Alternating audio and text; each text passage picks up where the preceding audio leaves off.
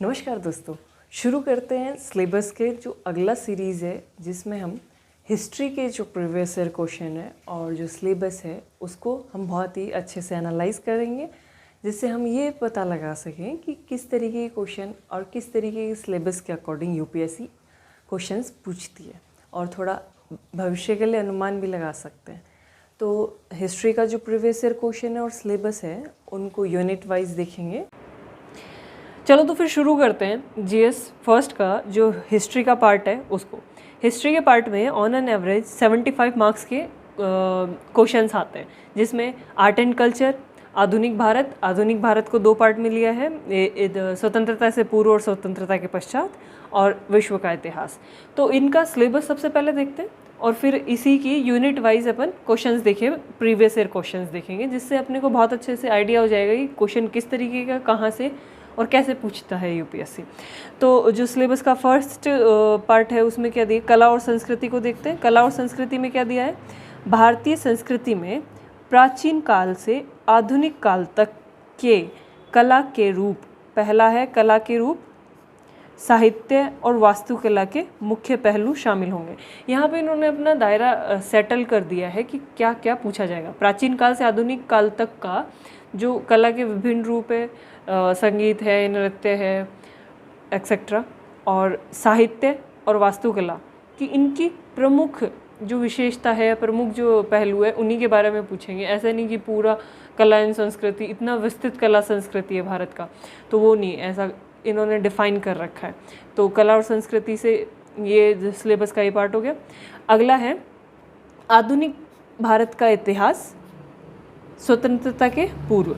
ये इम्पोर्टेंट है, स्वतंत्रता से पूर्व और स्वतंत्रता के पश्चात दो पार्ट में बांटा हुआ है। जो स्वतंत्रता के पूर्व वाला हिस्सा है इसको भी एटलीस्ट दो भागों में बांटा हुआ है। पहला 18वीं सदी से लगभग मध्य से लेकर वर्तमान समय तक का आधुनिक भारतीय इतिहास। 18वीं सदी से लेकर वर्तमान समय तक का आधुनिक भारतीय इतिहास। इसमें इम्पोर्टेंट क्या है, महत्वपूर्ण घटनाएं, व्यक्तित्व एवं विषय। तो ये इम्पोर्टेंट चीज़ हाईलाइट कर रखी है यूपीएससी ने, तो इसी के अकॉर्डिंग अपने को तैयार करना है। अगला इसी में आधुनिक भारत जो स्वतंत्रता के पूर्व है, इसमें क्या क्या है, स्वतंत्रता संग्राम, इसके विभिन्न चरण और देश के विभिन्न भागों से इसमें अपना योगदान देने वाले महत्वपूर्ण व्यक्ति और उनका योगदान। तो ये भी एक इम्पोर्टेंट, इस यूनिट से हर साल कम से कम एक क्वेश्चन डेफिनेटली आता है। इसके बाद में हम देखते हैं स्वतंत्रता के पश्चात का जो सिलेबस है। उसमें स्वतंत्रता के पश्चात का जो सिलेबस है उसमें सीधे सीधे दे रखा है, स्वतंत्रता के पश्चात देश के अंदर एकीकरण और पुनर्गठन। स्वतंत्रता के पश्चात में जो लगभग जो नेहरू काल है वहीं तक लगभग इस एरिया से क्वेश्चन पूछा जाता है। मैक्सिमम टू मैक्सिमम टाइम यही एरिया होता है नेहरू काल तक का। तो ये स्वतंत्रता के पश्चात का आधुनिक भारत का इतिहास हो गया। ये हमारे दो जो एरियाज़ हैं इतिहास के वो कवर हुए। अब जो थर्ड है विश्व इतिहास, इससे भी एक क्वेश्चन होता है, लेकिन ऐसा कंपलसरी नहीं है। पिछले 1-2 साल ऐसे भी निकले हैं जिनमें विश्व इतिहास से कोई क्वेश्चन नहीं रहा है, लेकिन यहाँ से भी एक औसतन एक क्वेश्चन आना ऐसे सामान्य स्थिति बनाता है। तो विश्व इतिहास को देखते हैं। इसमें इन्होंने जो डिफ़ाइन कर रखा है, विश्व इतिहास में 18वीं सदी से, विश्व इतिहास कहाँ से शुरू करना है और कहाँ तक ख़त्म करना है, इन्होंने कहा है 18वीं सदी से शुरुआत करनी है, उससे पहले के विश्व इतिहास को जानने की आवश्यकता नहीं है। 18वीं सदी तथा बाद की घटनाएं यथा औद्योगिक क्रांति, इम्पॉर्टेंट है औद्योगिक क्रांति, विश्व युद्ध, राष्ट्रीय सीमाओं का पुनर्सीमांकन, उपनिवेशवाद। इसको इस तरीके से भी क्वेश्चन पूछा जाता है जैसे उपनिवेशवाद या फिर आधुनिक उपनिवेशवाद, आर्थिक उपनिवेशवाद, एक्सेट्रा। तो उपनिवेशवाद की जो वेरियस टाइप्स हैं या फिर वेरियस जो स्थितियां हैं ना, उनके अकॉर्डिंग अपन देखेंगे। उपनिवेशवाद की समाप्ति और राजनीतिक दर्शन जैसे साम्यवाद क्या होता है, पूंजीवाद, समाजवाद आदि शामिल होंगे, उनके रूप और समाज पर उनका प्रभाव। तो ये क्वेश्चन इन्होंने डिफाइन कर रखा है और इसी के आसपास का यूपीएससी पूछता है, इससे एक्स्ट्रा नहीं। चलिए तो फिर इसको यूनिट वाइज हम क्वेश्चंस देखते हैं। सबसे पहले हम यूनिट देखेंगे कला संस्कृति वाली। तो कला संस्कृति में जो क्वेश्चंस है वो किस तरीके से पूछे हैं, तो ये यूनिट मैंने फिर से यहाँ पे नोट डाउन करी है। तो यूनिट में देखते हैं भारतीय संस्कृति में जो प्राचीन काल से आधुनिक काल तक के कला के रूप, साहित्य और वास्तुकला के रूप में हम देखेंगे। तो इसमें सबसे पहले 2013 में जो क्वेश्चंस आए हैं, 2013 में पहला क्वेश्चन देखते हैं। दक्षिण भारत के राजनीतिक इतिहास की दृष्टि से अधिक उपयोगी न होते हुए भी संगम साहित्य उस समय की सामाजिक और आर्थिक स्थिति का अत्यंत प्रभावी शैली में वर्णन करता है। टिप्पणी कीजिए 200 शब्द में 10 नंबर के लिए। अब इसमें राजनीतिक इतिहास की दृष्टि से संगम साहित्य का महत्व नहीं रहा है, लेकिन फिर भी सामाजिक और आर्थिक स्थिति के रूप में जो संगम साहित्य है उसका जो महत्व है हमारे भारतीय कला संस्कृति के लिए, उसको हाईलाइट करना है। अगला क्वेश्चन, आरंभिक भारतीय शिलालेखों में अंकित तांडव नृत्य की विवेचना कीजिए। तो तांडव नृत्य ये भी कला के रूप में आ जाता है ना, नृत्य की कला के रूप में। ये साहित्य से था, ये नृत्य से था। अगला क्वेश्चन, मंदिर वास्तुकला is the one of the favourite topic UPSC का। मंदिर वास्तुकला के विकास में चोल वास्तुकला का उच्च स्थान है, विवेचना कीजिए। अब इसमें देखा जाए तो ऐसा कुछ बहुत डीपली जो नॉलेज है वो नहीं, एक प्रीलिम्स में जो तैयार करते हैं उसी की नॉलेज को एप्लीकेशन बेस्ड। अगला 2014 में, तो 2013 में 3 क्वेश्चन बने हैं, तो अगला देखते हैं हम 2014 में कितने क्वेश्चन आए। 2014 में एक क्वेश्चन है, तक्षशिला विश्वविद्यालय विश्व के प्राचीनतम विश्वविद्यालयों में से एक था, जिसके साथ विभिन्न शिक्षण विषयों डिसिप्लिन्स के अनेक विख्यात विद्वानी व्यक्ति संबंधित थे। कि तक्षशिला से बहुत सारे विद्वान और विख्यात विद्वान जो हैं वो जुड़े हुए थे उनकी रणनीतिक अवस्थिति के कारण। तो यहाँ पे हम एक मैप बना के उसकी अवस्थिति डिफाइन कर देंगे, और रणनीतिक अवस्थिति क्यों है, क्योंकि जो सिल्क रूट है वहाँ पे आएगी, जो अफ़गान वाला एरिया है उससे भी जुड़ती हुई थी इस तरीके से। कारण उसकी कीर्ति फैली, लेकिन नालंदा के विपरीत उसे आधुनिक अभिप्राय में विश्वविद्यालय नहीं समझा जाता। चर्चा कीजिए। तो ये इस बारे में बताना है कि जो नालंदा है वो ज़्यादा विख्यात क्यों हुआ तक्षशिला के कंपैरिजन में। ये भी 10 नंबर के लिए है। अगला क्वेश्चन है 2014 में, सूफी और मध्यकालीन रहस्यवादी सिद्ध पुरुष जो संत हैं हिंदू मुसलमान समाजों के धार्मिक विचारों रीतियों को या उनकी बाह्य संरचनाओं को पर्याप्त सीमा तक रूपांतरित करने में विफल रहे। टिप्पणी कीजिए कि जो संत हैं या फिर जो मध्यकाल में जो धार्मिक जो सुधार हुए, सामाजिक जो सुधार हुए, उनमें बहुत ज़्यादा चेंज करने में सफल नहीं हो पाए। ऐसा है तो वास्तव में रीज़न क्या था, ये जानना चाह रही है यूपीएससी। अब यहाँ पे एक और है 2014 में अगला क्वेश्चन पूछा है, गांधार मूर्तिकला रोमन वासियों की उतनी ही ऋणी थी जितनी कि वह यूनानियों की। स्पष्ट कीजिए। इसमें ये यूपीएससी ने लैंग्वेज डिफरेंट ली है। अदरवाइज़ गांधार मूर्तिकला रोमन वासियों से जो गांधार मूर्तिकला को प्राप्त हुआ है और वहीं यूनानी वासियों से जो गांधार कला को जो प्राप्त हुआ है उसके बारे में डिफ़ाइन करना है। तो ऐसा नहीं है कि इसमें कुछ डिफरेंट लिखना है, लेकिन बस दोनों की विशेषता कि इन्होंने रोमन वासियों से क्या लिया और यूनानियों से क्या लिया, ये इसको डिफ़ाइन करना है।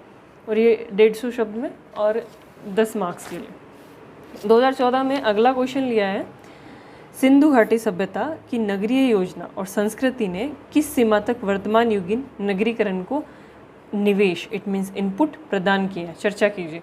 तो जो सिंधु सभ्यता है उसकी नगर व्यवस्था कितनी इम्पोर्टेंस रखती है, कितनी आधुनिक जो स्थिति थी वो थी कि नालियाँ ढकी हुई थी, समकोण पे जो सड़कें थी वो थी, और नगरों के जो स्ट्रक्चर थे वो किस तरीके के थे। तो वर्तमान की जो स्मार्ट सिटी हैं या फिर जो है जो भी आधुनिक नगर हैं उनको किस तरीके से कहीं ना कहीं इनपुट देती थी कि क्या किया जाना चाहिए। तो इस तरीके से वर्तमान से जोड़ते हुए क्वेश्चन पूछा गया। अगला 2015 में कला संस्कृति का क्वेश्चन है, भारत की प्राचीन सभ्यता मिस्र, मेसोपोटामिया और ग्रीस की सभ्यताओं से इस बात में भिन्न है कि भारतीय उपमहाद्वीप की परंपराएं आज तक भंग हुए बिना परिरक्षित की गई हैं। टिप्पणी कीजिए कि जो मिस्र है, मेसोपोटामिया है और ग्रीस की जो सभ्यताएं हैं उनकी जो परंपराएं थी कहीं ना कहीं धूमिल हो गई। आज के टाइम पे उसको प्रैक्टिस नहीं किया जाता है। लेकिन जो भारतीय जो सभ्यता है, उपमहाद्वीप की जो सभ्यता है, वो आज भी कहीं ना कहीं परंपरागत रूप में ले जा सकती हैं। फॉर एग्जांपल अगर पूजा में देखा जाए तो जो प्रकृति है उसकी पूजा किया जाना, और ये धार्मिक जो स्थिति है वो देखी जाती है। आज भी शिव जी को पूजा जाता है, और ये वहाँ पे जो सिंधु सभ्यता है वहाँ पे कहीं ना कहीं मिले हैं इसके अवशेष, योनि और लिंग की पूजा का। 2015 में फिर अगला क्वेश्चन है, भारत की मध्यपाषाण शिलाकला न केवल उस काल के सांस्कृतिक जीवन को बल्कि आधुनिक चित्रकला से तुलनीय परिष्कृत सौंदर्य बोध को भी प्रतिबिंबित करती है। इस पर टिप्पणी समालोचनात्मक मूल्यांकन कीजिए। 200 शब्द में 12.5 नंबर के लिए। मध्यकाल का जो शिलाकला है, शीलकला जो रॉक जो कट आर्किटेक्चर है उसके बारे में क्वेश्चन किया गया है। तो जो सांस्कृतिक जीवन है उसके साथ साथ आधुनिक चित्रकला के को भी परिष्कृत करती है। कहने का मतलब उसको भी कुछ ना कुछ इनपुट देती है। तो इसके बारे में समालोचनात्मक मूल्यांकन करना है। 2015 में 2 क्वेश्चन पूछे गए। अगला देखते हैं 2016 में क्वेश्चंस। प्रारंभिक बौद्ध स्तूप कला लोक वर्ण्य विषयों एवं कथानकों को चित्रित करते हुए बौद्ध आदर्शों की सफलतापूर्वक व्याख्या करती है। विजयनगर नरेश कृष्णदेव राय ने न केवल स्वयं एक कुशल विद्वान थे, जो इसमें पहला ये बताना है कि हाँ भाई कृष्णदेव राय खुद विद्वान थे, किस परिप्रेक्ष्य में, अपितु विद्या और साहित्य के महान संरक्षक भी थे। विवेचना कीजिए। अब इन्होंने किस तरीके से विद्या और साहित्य को संरक्षित किया है, कुछ विद्वानों को इन्होंने संरक्षण दिया है या फिर प्रोत्साहन के लिए जो जो काम किया है उसके बारे में बताना है यहाँ पे। अब अगला है 2017 में कौन कौन से क्वेश्चन आए। 2017 में आप इस विचार को गुप्तकालीन सिक्का शास्त्रीय कला की उत्कृष्टता का स्तर बाद के समय में नितांत दर्शनीय नहीं है, कि जो गुप्त काल में जो सिक्का शास्त्र से रिलेटेड जो कला थी वो बाद में क्यों लुप्त प्राय देखी जा सकती है, ऐसा क्यों था, किस प्रकार सही सिद्ध करेंगे कि अगर ऐसा है तो क्यों और ऐसा नहीं है तो क्यों नहीं। तो ये भी 10 नंबर का क्वेश्चन है 150 शब्दों में। 2017 में एक ही क्वेश्चन आया है। फिर 2018 में चलते हैं। 2018 में क्वेश्चन क्या है, भारतीय कला विरासत का संरक्षण वर्तमान समय की आवश्यकता है, चर्चा कीजिए। अगर भारतीय कला विरासत का संरक्षण करते हैं तो वर्तमान में इससे क्या फ़ायदे हैं और हमें संरक्षण क्यों किया जाना चाहिए, तो इसके बारे में हमें लिखना है। 10 मार्क्स। भारत के इतिहास की पुनर्रचना में चीनी और अरबी यात्रियों के वृत्तांतों के महत्व का आकलन कीजिए। फिर अगला क्वेश्चन तीसरा, 2018 में 4 क्वेश्चन आए हैं। तो उसमें तीसरा क्वेश्चन है, श्री चैतन्य महाप्रभु के आगमन से भक्ति आंदोलन को एक साधारण नई दिशा मिली, चर्चा कीजिए। कि जो भक्ति आंदोलन है इसमें चैतन्य महाप्रभु का क्या महत्वपूर्ण रोल रहा, हमें इसी के बारे में डिस्कस करना है।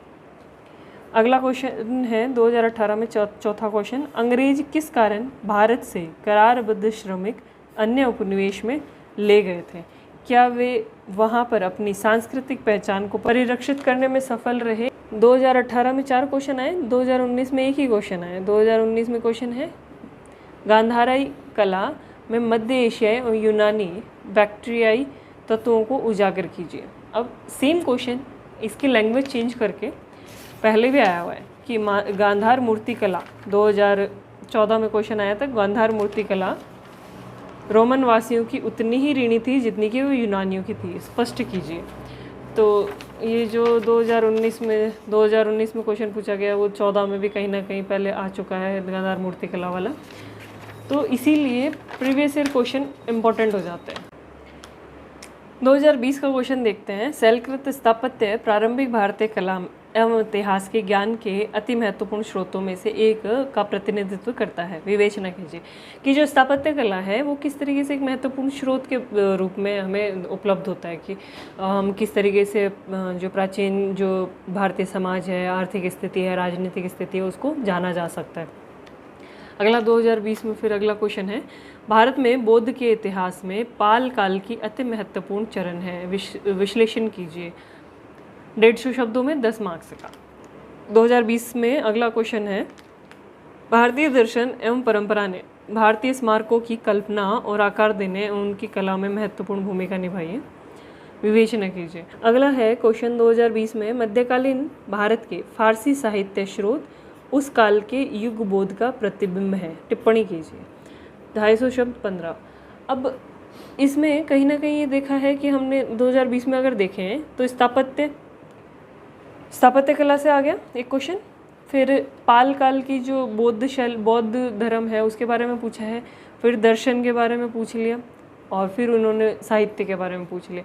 जो मुख्यतः जो यूनिट में दे रखा है हमें उसी के इर्द गिर्द क्वेश्चन पूछे जाते हैं, और छोटा फ्रेम नहीं होता बड़ी स्थिति में। अब यहाँ पे एक ट्रेंड देखा जा सकता है कि 2018 में जहाँ 4 क्वेश्चन पूछे यूपीएससी ने, वहीं 2019 में एक ही क्वेश्चन पूछा, फिर 2020 में फिर से 4 क्वेश्चन पूछ लिए, और 2021 में फिर से एक ही क्वेश्चन पूछा यूपीएससी ने। 2021 में क्वेश्चन था, भक्ति साहित्य की प्रकृति का मूल्यांकन करते हुए भारतीय संस्कृति में इसके योगदान का निर्धारण कीजिए। 150 शब्द और 10 मार्कर। तो अगला है, आधुनिक भारत का इतिहास स्वतंत्रता के पूर्व की जो स्थिति थी उसके बारे में। तो इसमें कौन कौन सा है? 18वीं सदी के लगभग मध्य से लेकर वर्तमान समय तक का आधुनिक भारतीय इतिहास, महत्वपूर्ण घटनाएं, व्यक्तित्व और विषय। तो सबसे पहले 2013 वाला क्वेश्चन पेपर देखते हैं। 2013 में 3 क्वेश्चन आए, इनमें से कौन सा है? अनेक विदेशियों ने भारत में बसकर विभिन्न आंदोलनों में भाग लिया, भारतीय स्वाधीनता संग्राम में उनकी भूमिका का विश्लेषण कीजिए। अगला क्वेश्चन 2013 में, आयु, लिंग तथा धर्म के बंधनों से मुक्त होकर भारतीय महिलाएं स्वतंत्रता संग्राम में अग्रणी रही, विवेचना कीजिए। भारतीय महिलाओं का जो महत्वपूर्ण योगदान है उसको यहाँ पे हाईलाइट करना है। अनेक प्रकार से लॉर्ड डलहौजी ने आधुनिक भारत की नींव रखी थी, व्याख्या कीजिए। लॉर्ड डलहौजी ने जो महत्वपूर्ण जो शुरुआतें की थी, रेलवे की, डाक की और तार की, इन चीज़ों की जो शुरुआत की वो आधुनिक भारत की नींव रखने जैसी थी। तो इस बारे में हमें लॉर्ड डलहौजी के जो अच्छे काम हैं उनके बारे में हाईलाइट करना है। 2014 में क्वेश्चन आया, किस प्रकार से नौसैनिक विद्रोह भारत में अंग्रेजों की औपनिवेशिक महत्वाकांक्षाओं की शव पेटिका में लगी अंतिम कील साबित हुआ।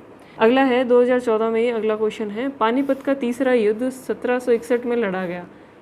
क्या कारण है कि इतनी अधिक साम्राज्य प्रकंपी लड़ाइयाँ पानीपत में लड़ी गई?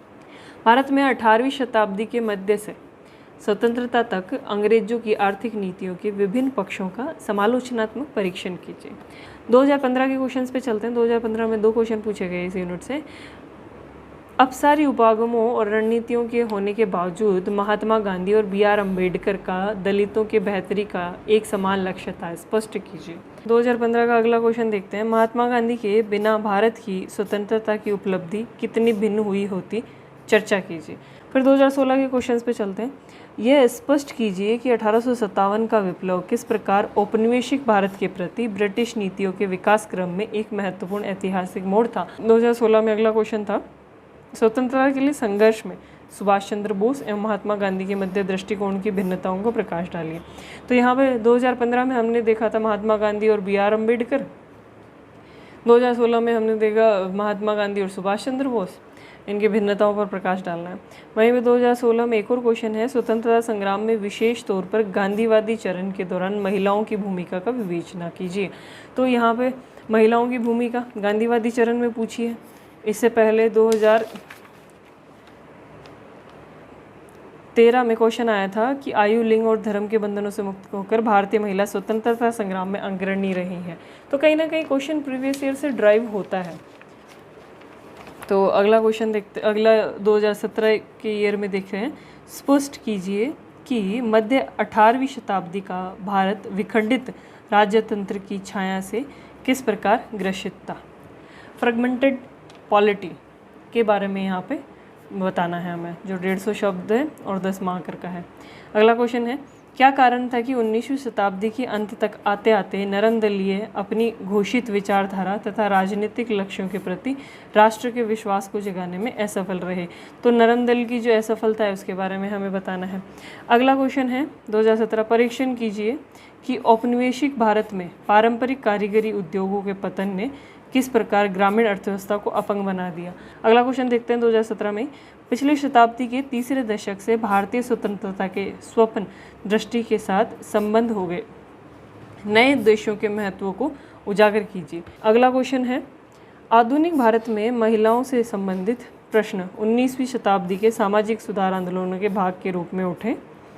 उस अवधि में महिलाओं से संबंध मुख्य मुद्दे तथा विवाद क्या थे। तो ये देखा जा रहा है, देखो लगभग हर साल कहीं ना कहीं महिलाओं और स्वतंत्रता संग्राम, महिला और गांधीवादी चरण, महिला और किस प्रकार से तात्कालिक समाज, इसके बारे में कहीं ना कहीं जोड़ते हुए क्वेश्चन महिलाओं पे आ रहा है। इसके बाद में 2018 में इस यूनिट से ही क्वेश्चन आया, वर्तमान समय में महात्मा गांधी के विचारों के महत्व पर प्रकाश डालिए। तो महात्मा गांधी के विचारों को वर्तमान से कनेक्ट करते हुए लिखा जाना चाहिए। 2019 में 1857 का विप्लव ब्रिटिश शासन के पूर्ववर्ती 100 वर्षों में बार बार घटित छोटे और बड़े स्थानीय विद्रोहों का चरमोत्कर्ष था, सुस्पष्ट कीजिए। अगला क्वेश्चन है 2019 में 19वीं शताब्दी के भारतीय पुनर्जागरण और राष्ट्रीय पहचान के उद्भव के मध्य संलग्नताओं का परीक्षण कीजिए। जो पुनर्जागरण है, भारतीय पुनर्जागरण और राष्ट्रीय पहचान किस तरीके से एक दूसरे से कनेक्टेड थे, इसके बारे में हमें बताना है। गांधीवादी प्रावस्थान के दौरान विभिन्न स्वरों ने राष्ट्रवादी आंदोलन को सुदृढ़ एवं समृद्ध बनाया था, विस्तार पूर्वक स्पष्ट कीजिए। तो विभिन्न स्वर कौन कौन से थे? नरम दल, गरम दल, क्रांतिकारी, राष्ट्रवादी और ये आदि आदि, इनके बारे में हमें विस्तारित करना था। यही कहीं ना कहीं क्वेश्चन पिछले साल पूछा गया था। इसके अगला क्वेश्चन 2019 का अगला क्वेश्चन है, 1940 के दशक के दौरान सत्ता हस्तांतरण की प्रक्रिया को जटिल बनाने में ब्रिटिश साम्राज्यिक सत्ता की भूमिका का आकलन कीजिए। 1940 के दशक के बाद में जो सत्ता हस्तांतरण हुआ, किस तरीके से पाकिस्तान और भारत में बंटवारे की स्थिति बनी रही, किस तरीके से ब्रिटिश हुकूमत की वजह से इसको और भी अधिक जटिल जो प्रक्रिया है उसको बनाया गया। तो इसके बारे में हमें बताना है इसमें। 2020 में फिर क्वेश्चन है, लॉर्ड कर्जन की नीतियां और राष्ट्रीय आंदोलन पर उनके दूरगामी प्रभावों का मूल्यांकन कीजिए। अब जितने भी जो वायसराय और गवर्नर जनरल जो रहे हैं, उनकी जो नीतियां हैं उनके बारे में जो महत्वपूर्ण हैं उनके बारे में कहीं ना कहीं क्वेश्चन पूछ लिया जाता है। जैसे लॉर्ड कर्जन के बारे में पूछ लिया, इससे पहले लॉर्ड डलहौजी के बारे में पूछा है। तो इस तरीके से कहीं ना कहीं क्वेश्चन रिपीट जो महत्वपूर्ण हैं गवर्नर जनरल या फिर उनके बारे में पूछा जाना कोई बड़ी बात नहीं है। अगला क्वेश्चन 2020 में सेकंड था, 1920 के दशक से राष्ट्रीय आंदोलन ने कई वैचारिक धाराओं को ग्रहण किया और अपना सामाजिक आधार बढ़ाया, विवेचना कीजिए। तो इस क्वेश्चन को कहीं ना कहीं 2019 के क्वेश्चन कि गांधीवादी प्रावस्था के दौरान विभिन्न स्वरों ने राष्ट्रवादी आंदोलन को सुदृढ़ किया और समृद्ध बनाया, विस्तार पूर्वक स्पष्ट कीजिए। इसी से कहीं ना कहीं ये ड्राइव होता है क्वेश्चन। तो इस तरीके से प्रीवियस ईयर क्वेश्चन पढ़ने पे ये पता लगता है कि क्वेश्चन की रेंज किस तरीके की और कहाँ तक होगी। अगला क्वेश्चन है 2021 में क्वेश्चन, यंग बंगाल एवं ब्रह्मो समाज के विशेष संदर्भ में सामाजिक और धार्मिक सुधार आंदोलन के उत्थान तथा विकास को रेखांकित कीजिए। नरमपंथियों की भूमिका ने किस सीमा तक व्यापक स्वतंत्रता आंदोलन का आधार तैयार किया, टिप्पणी कीजिए। अगला क्वेश्चन 2021 में, असहयोग आंदोलन और सविनय अवज्ञा आंदोलन के दौरान महात्मा गांधी के रचनात्मक कार्यक्रमों को स्पष्ट कीजिए। अगली यूनिट है, स्वतंत्रता के पश्चात देश के अंदर एकीकरण और पुनर्गठन। तो स्वतंत्रता के पश्चात जो देश में एकीकरण हुआ और उसका पुनर्गठन हुआ उसके बारे में देखते हैं। पहला क्वेश्चन है, आचार्य विनोबा भावे के भूदान और ग्रामदान आंदोलन के उद्देश्यों को समालोचनात्मक विवेचना कीजिए और उनकी सफलता का आकलन कीजिए। तो विनोबा भावे का भूदान और ग्रामदान का जो आंदोलन है उसके बारे में जानना था। अगला क्वेश्चन है, जय जवान जय किसान नारे के उद्भव और महत्ता पर समालोचनात्मक लेख लिखिए।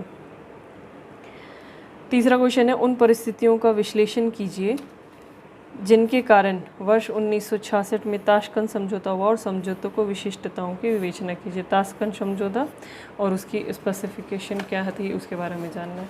तो 2013 में और क्वेश्चन इसमें इस यूनिट से 4-5 क्वेश्चन पूछे गए। अगला क्वेश्चन है, उन परिस्थितियों का समालोचनात्मक परीक्षण कीजिए जिनके कारण भारत को बांग्लादेश के उदय में निर्णायक भूमिका का निर्वहन करना पड़ा। तो बांग्लादेश को बनाए जाने के पीछे जो भारत का जो एक थॉट था वो उसके बारे में कहीं ना कहीं यहाँ पे लिखना है। अगला क्वेश्चन है, स्वतंत्रता पूर्व और स्वतंत्रता के उपरांत भारत में मौलाना अब्दुल कलाम आज़ाद के योगदान की विवेचना कीजिए। 2014 में इस यूनिट से एक भी क्वेश्चन नहीं पूछा गया। 2015 में फिर एक क्वेश्चन पूछा गया जिसमें था, स्वतंत्र भारत के लिए संविधान का मसौदा केवल 3 साल में तैयार करने के ऐतिहासिक कार्य को पूर्ण करना संविधान सभा के लिए कठिन होता यदि उनके पास भारत सरकार अधिनियम 1935 से प्राप्त अनुभव नहीं होते, चर्चा कीजिए। तो 1935 का जो अधिनियम है वो किस तरीके से महत्वपूर्ण योगदान निभाता है हमारे संविधान को निर्मित करने में, इसके बारे में हमें हाइलाइट्स करना है, इसके बारे में हमें चर्चा करनी है। 2016 में क्वेश्चन पूछा गया कि क्या भाषाई राज्यों के गठन ने भारतीय एकता के उद्देश्यों को मजबूती प्रदान की है। तो क्या भाषाई जो राज्यों का गठन हुआ है उसकी वजह से एकता को प्रोत्साहन मिला है क्या, इसके बारे में यहाँ पर लिखना है। 2017 में फिर से कोई क्वेश्चन नहीं पूछा गया। 2018 में एक क्वेश्चन पूछा गया, चर्चा करें कि क्या हाल के समय में नए राज्यों का निर्माण भारत की अर्थव्यवस्था के लिए लाभप्रद है या नहीं है। तो उदाहरण देने और एग्जाम्पल देने, अपने पॉइंट्स लिखने, और अगर नहीं है तो उसके भी एग्जाम्पल देने, पॉइंट्स लिखने, और इस तरीके से हमें इसको अपने डिफाइन करना है। 2019 में भी इस यूनिट से कोई क्वेश्चन नहीं आया, 2020 में भी इस यूनिट से कोई क्वेश्चन नहीं आया। 2021 में क्वेश्चन आया, भारतीय रियासतों के एकीकरण की प्रक्रिया में मुख्य प्रशासनिक मुद्दों एवं सामाजिक सांस्कृतिक समस्याओं का आकलन कीजिए। तो जो एकीकरण थी, रियासतों एकीकरण थी, उनमें क्या क्या समस्याएं हैं, किस तरीके से उनको सॉल्व किया गया, इसके बारे में हमें डिस्कस करना है। तो ये सेकंड यूनिट भी कंप्लीट हुई, स्वतंत्रता के पश्चात का देश के एकीकरण और पुनर्गठन वाला। अब हम चलते हैं विश्व इतिहास के क्वेश्चंस पे। तो जो हिस्ट्री के विश्व इतिहास के क्वेश्चंस हैं वो भी देख लेते हैं। इससे पहले एक बार फिर से हम पीछे जाते हैं, जो स्वतंत्रता का पश्चात वाला जो एरिया है उसमें 2013 में जहाँ 5 क्वेश्चन पूछे गए, वहीं पे 2014, 2017, 2019, 2020 एक भी क्वेश्चन नहीं पूछा गया। तो इसमें जितनी अनसर्टेनिटी है उतनी और किसी भी यूनिट में हमने देखी नहीं है। तो इसको किस तरीके से तैयार किया जाए, उसी तरीके से एक ब्रॉड लेवल पे तैयार किया जाना है। इसमें बहुत अंदर तक जाने की आवश्यकता नहीं है। जो हेडलाइंस हैं, हेड टॉपिक्स हैं स्पेक्ट्रम में, वही तैयार किए जाएँ तो भी हम आराम से इन क्वेश्चंस का आंसर दिया जाएगा। अगला फिर इतिहास को, विश्व इतिहास को देखते हैं। विश्व इतिहास में डिफ़ाइन कर रखा है अपना सिलेबस की कौन कौन से क्या क्या कहाँ तक देखना है। तो 18वीं शताब्दी के बाद सदी तथा बाद की घटनाएं, औद्योगिक क्रांति, विश्व युद्ध, राष्ट्रीय सीमाओं तथा पुनर्सीमांकन, उपनिवेशवाद की समाप्ति, राजनीतिक दर्शन जैसे साम्यवाद, पूंजीवाद, समाजवाद आदि शामिल होंगे और उनके रूप और समाज पर उनका प्रभाव के बारे में क्वेश्चन पूछे जा रहे हैं। 2013 में जो क्वेश्चन पूछा गया, यूरोपीय प्रतिस्पर्धा की दुर्घटनाओं द्वारा अफ्रीका को कृत्रिम रूप से निर्मित छोटे छोटे राज्यों में काट दिया गया, विश्लेषण कीजिए। 2013 में अगला क्वेश्चन पूछा गया, आर्थिक महामंदी से निपटने के लिए किन नीतिगत साधनों का प्रयोग किया गया था। 1929 की जो आर्थिक महामंदी थी उसके बारे में है। अगला क्वेश्चन है, अमेरिकी क्रांति वणिकवाद के विरुद्ध एवं आर्थिक विद्रोह था, इस कथन की पुष्टि कीजिए। अगला क्वेश्चन है, विलंब से होने वाली जापानी औद्योगिक क्रांति में कुछ ऐसे कारक भी थे जो पश्चिमी देशों के अनुभव से बिल्कुल भिन्न थे, विश्लेषण कीजिए। तो जो पश्चिमी देशों और जो जापानी औद्योगिक क्रांति है उनकी तुलनात्मक अध्ययन करना है यहाँ पे। 2014 वाले क्वेश्चन में देखते हैं कि लेनिन की जो नव आर्थिक नीति 1921 ने स्वतंत्रता के पश्चात भारत द्वारा अपनाई गई नीतियों को प्रभावित किया था, मूल्यांकन कीजिए। तो इसमें 150 शब्दों में 10 नंबर का क्वेश्चन लिखना है, लेनिन की जो नव आर्थिक नीति को जो प्लानिंग थी उसके बारे में। अगला क्वेश्चन है, 1956 में स्वेज संकट को पैदा करने वाली घटनाएं क्या थी। उसने एक विश्व शक्ति के रूप में ब्रिटेन की आत्मछवि पर किस प्रकार अंतिम प्रहार दिया। ये विश्व इतिहास में हम पढ़ेंगे कौन कौन सी घटनाएं क्या क्या थी और क्या इंपॉर्टेंस रखती हैं। विश्व में अगला क्वेश्चन देखते हैं, विश्व में घटित कौन सी मुख्य राजनीतिक, आर्थिक और सामाजिक गतिविधियों ने भारत में उपनिवेश विरोधी एंटी कॉलोनियल संघर्ष को प्रेरित किया। 2015 में जो क्वेश्चन है, क्या कारण था कि औद्योगिक क्रांति सर्वप्रथम इंग्लैंड में घटी थी। औद्योगिकरण के दौरान वहाँ के लोगों की जीवन गुणवत्ता पर चर्चा कीजिए। 200 शब्दों में 12.5 मार्क्स का। किस सीमा तक जर्मनी को 2 विश्व युद्धों का कारण बनने का जिम्मेदार ठहराया जा सकता है, समालोचनात्मक चर्चा कीजिए। जर्मनी को 2 विश्व युद्धों का कारण बनाना, इसके बारे में देखेंगे। 2015 के बाद में 2016 के क्वेश्चंस को देखते हैं। 2016 में फिर एक ही क्वेश्चन आया, पश्चिमी अफ्रीका में उपनिवेशी विरोधी संघर्ष को पाश्चात्य शिक्षित अफ्रीकियों के नव सम्राट वर्ग के द्वारा नेतृत्व प्रदान किया गया, परीक्षण कीजिए। तो जो उपनिवेशवाद विरोधी जो संघर्ष था उसको लीड किसने किया उसके बारे में बताना है। 2017 में क्वेश्चन था, मलय प्रायद्वीप में उपनिवेश उन्मूलन के प्रक्रम में सन्निहित क्या क्या समस्याएं थी। जो मलय प्रायद्वीप में जो उपनिवेश विरोधी जो संघर्ष था उसके बारे में है। 2018 में कोई क्वेश्चन नहीं आया गया। 2019 में क्वेश्चन आया, स्पष्ट कीजिए कि अमेरिकी एवं फ्रांसीसी क्रांतियों ने आधुनिक विश्व की आधारशिलाएं किस प्रकार निर्मित की। तो अमेरिकी और फ्रांसीसी क्रांति ने आधुनिक विश्व को किस तरीके से बिल्ड करने में सहायता की, उसके बारे में जानना है। 2020 में फिर से कोई क्वेश्चन नहीं। 2021 में देखते हैं, दोनों विश्व युद्धों के बीच लोकतांत्रिक राज्य प्रणाली के लिए एक गंभीर चुनौती उत्पन्न हुई। इस कथन का मूल्यांकन कीजिए। किस तरीके से विश्व युद्धों ने लोकतांत्रिक राज्य की जो प्रणाली थी उसको गंभीर चुनौती पेश की है, उसके बारे में यहाँ पे डिस्कस करना है। तो ये हमारे हिस्ट्री के जितने भी क्वेश्चंस थे, प्रीवियस ईयर क्वेश्चंस, हिस्ट्री और कला संस्कृति और जो विश्व इतिहास, इन तीनों एरियाज़, चारों जो यूनिट हैं, चारों पाँचों यूनिट, उनको हमने कवर किया अच्छे से।